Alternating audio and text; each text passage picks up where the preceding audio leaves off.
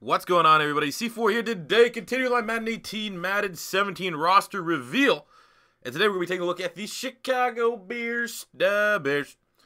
So these rosters were released at 35,000 subscribers, which you hit a week or so ago. So thank you guys all for the love and continued support. So you're saying, why are you still releasing these? Because I want to get you guys' feedback as to whether or not I should tweak some of the overalls so that eventually, by the time these roster videos are done, we'll have a complete, accurate, for the most part, in most people's eyes, rosters. So what you're getting with these rosters, if you're new, Cliff Notes version, the ratings are based off of my opinion, Pro Football Focus, and the stats. All free agent moves have been noted, at least most of them. I might have forget, some no-name ones that slipped through the cracks, but I think I did a pretty diligent job getting those done. Draft picks for the first 3 rounds for every team have been included. Rounds 4 through undrafted free agent, I've just included the notable guys. And, yeah, just remind yourself that these are connected franchise mode rosters. You can certainly leave them off the line, but there are some, if you want to be a hard ass, if you will, some small tweaking you need to do because there's so many limitations in the offline player management tool in Madden that if you want them to be perfect, you got to get in your connected franchise mode and do the final touches. So today, we're looking at the Chicago Bears and jumping right into it at the quarterback spot. We gave Mr. Biscuit, Mitchell Trubisky, a 74 overall, which is, kind of, some people are saying, how do I have him higher than Deshaun Watson? Just going by of the fact that I don't want to be too different for the sake of being different from EA's official rosters. They're going to give Trubisky a higher rating than Deshaun Watson. There's no other way around it. He was the, second pick in the goddamn draft, the first quarterback taken. We only gave him one.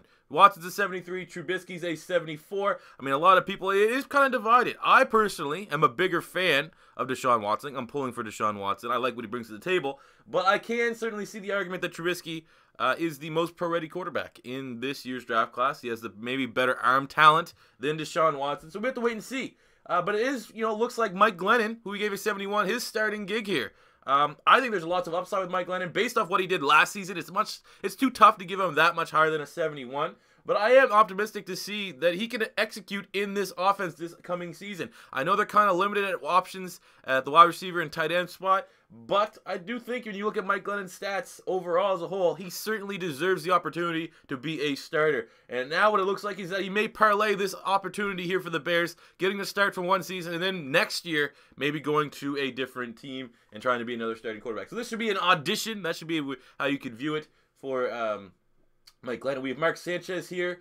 We just actually cut Connor Shaw, who will get re-signed by the roster, so you may want to add him back on to get the Sanchez there.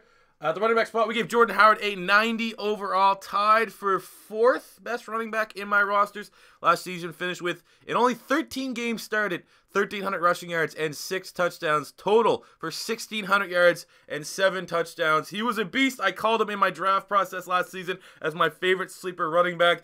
And boy, oh boy, does it feel good when you're right. I want to thank the Chicago Bears for giving us Joe Douglas. Joe Douglas was the guy that sniped Jordan Howard and CODY WHITEHAIR. Now he's on our roster, and hopefully our draft, we can get a couple of those guys from this year. Maybe a Mac Hollins, Donnell Pumphrey. We'll have to wait and see.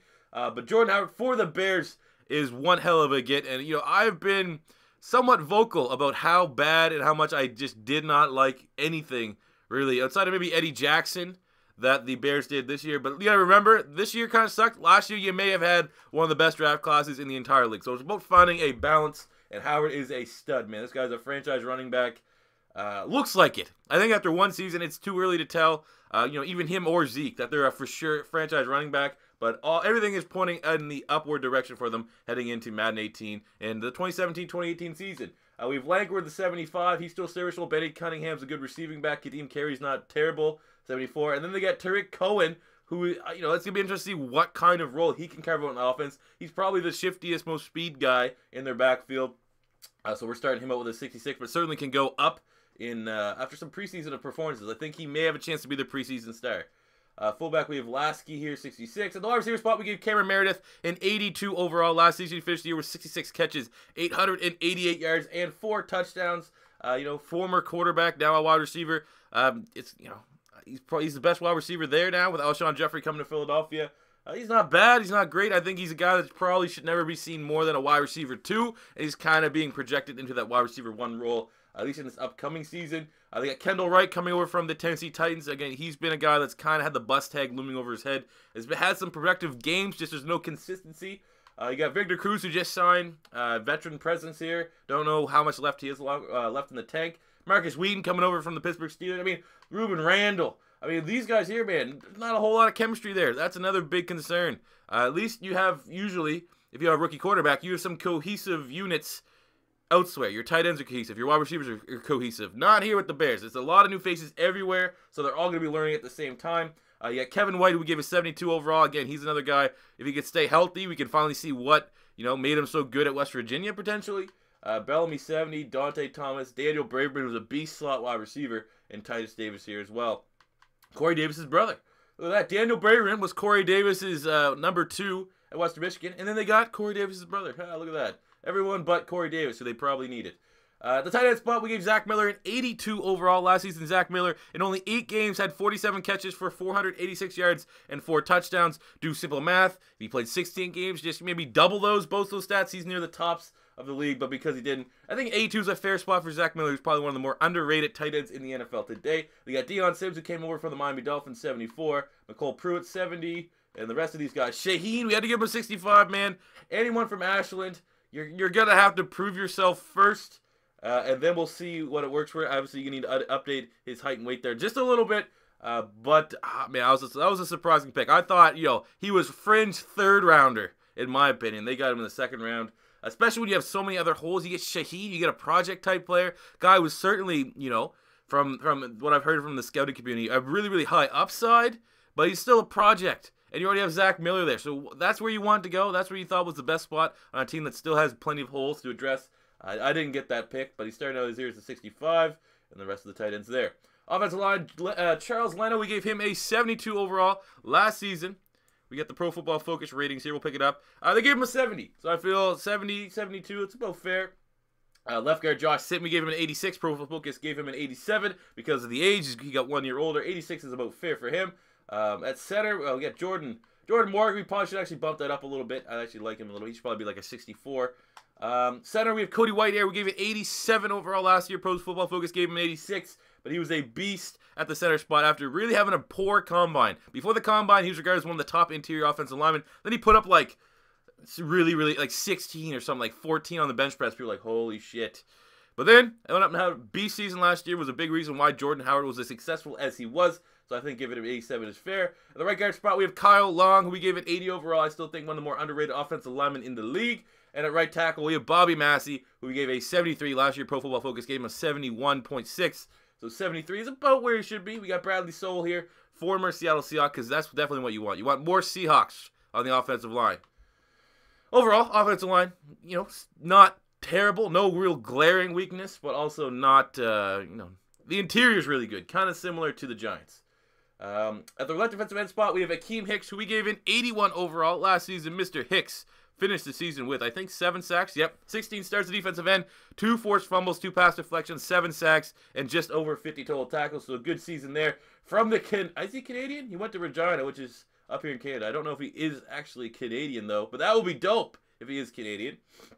And we got love for the Gator right there, Jonathan Bullard.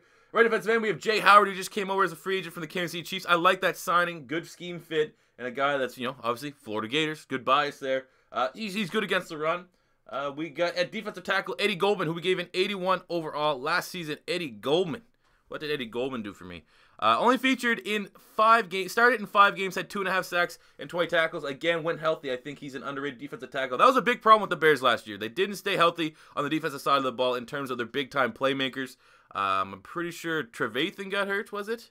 Freeman got hurt near the end. They didn't have Trevathan got hurt. Goldman got hurt. Pernell McPhee got hurt. If those guys were healthy, I'm sure they would have been a little bit better. So we have to wait and see. Left side linebacker, Pernell McPhee, we gave an 84 overall last year in 9 games featured in. He had 4 sacks and 26 tackles. So a little bit of a downgrade. I think I had him as an 86 before because he was hurt, as per usual. Take 2 off the top. And 84 is a good starting point for Pernell McPhee, who certainly can get back up into the high 80s. Lamar Houston, 78. Dan Scooter, 74. And Christian Jones, 73. Middle linebackers, we have Jarrell Freeman, who we gave the beautiful 90 overall because in 12 starts, he had 4 pass deflections. He had over 100 total tackles. I remember Pro Football Focus had him as the 3rd best linebacker in the NFL. Because, some of the stuff is inflated. He didn't play a full season. I originally actually had him as a 93, and I was like, that All right, that's a little too high for me. So I think a 90 is a great starting point for Jarrell Freeman, who's a beast, honed his craft up here in Canada as well. With Dan Trevathan, who we gave an 84 overall last season, started in 8 games, had 4 pass deflections, a sack, and just over 60 total tackles. I think these are 2 good middle linebackers. Nick Kwiatkowski had a great rookie season, kind of filling in through some injuries, featured in 7 games, had 2 pass deflections, a forced fumble, a sack, and 42 tackles. Plenty of upside there. Then we have Anderson and Timu. Right outside linebacker, we have Leonard Floyd, who we gave an 80 overall as a rookie last year, featured in 12 games, had 2 pass deflections, a forced fumble, 7 sacks, and 33 tackles, as well as a touchdown and a safety. I could be inclined to make this maybe like an 81, 82, bump it up just a little bit. 7 sacks is tough. 7 sacks is like, yeah, it's good. Could have been better in comparison to some of the other guys like a Joey Bosa and guys that are taken around, the top 10 kind of defensive side of the ball. But great season from Leonard Floyd. Hopefully he can continue to develop, and I could certainly tweak that up a little bit. We have Willie Young here, 79. He had 7.5 sacks last year as a rotational role, which is as per usual. And we have Acho here with 74. So 79, again, like I said, they could be a little bit higher. I gave Leonard Floyd because he has the upside, 1 more point difference. But both these guys debatably could get a little shot in the ass to bump the rating up. In the secondary, we have Prince AMUKAMARA coming over from the Jacksonville Jaguars, who holds an 81 overall. Very productive season last year with the Jags. We have Kyle Fuller, who we're given, still holding on with the 79. People are uncertain if he's ever going to regain kind of the confidence and his playmaking ability that he had as a rookie. Last season, I think he was hurt, wasn't he?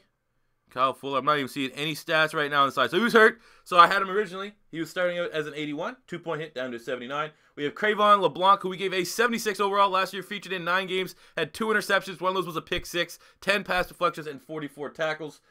Productive, but it is tough to give some of these guys higher ratings because their defense was so bad.